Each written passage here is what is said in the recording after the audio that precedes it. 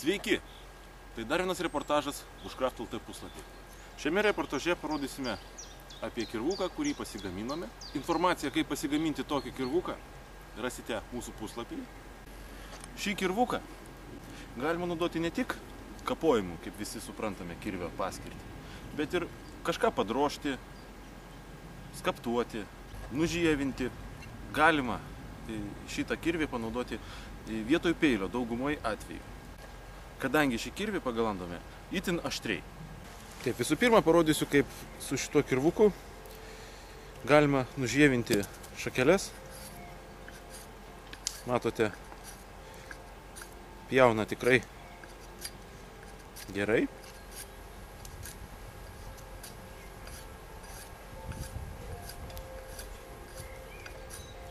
Taigi galime nusižievinti ir beržo tošį laužo užkūrimui.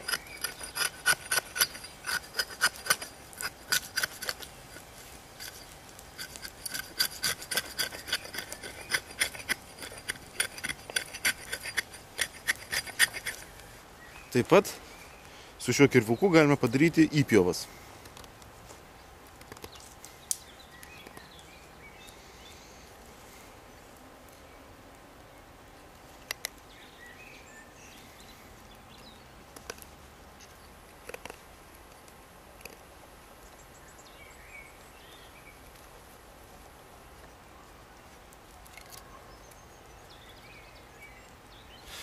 Taip pat labai lengvai jisai perkerta šakeles.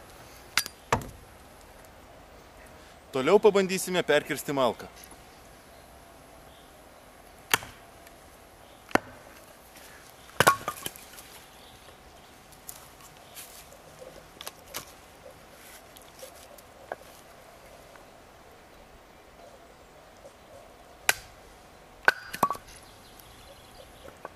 Kaip matote, bėdų šiam kirviui tai nesudaro.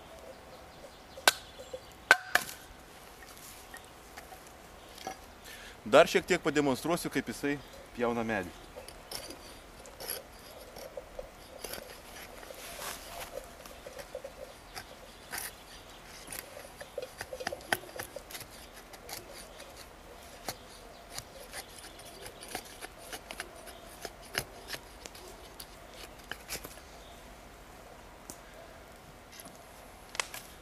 Taigi, kaip minėjau, tokio kirvuko instrukciją, kaip jį pasigaminti, rasite mūsų puslapyje www.bushcraft.lt. Šis kirvukas pagamintas, naudojant parduotuvėse randamą rusų gamybos kirvį, maždaug vertės 20 litų. Ergonomiškai jisai būna nepatogus.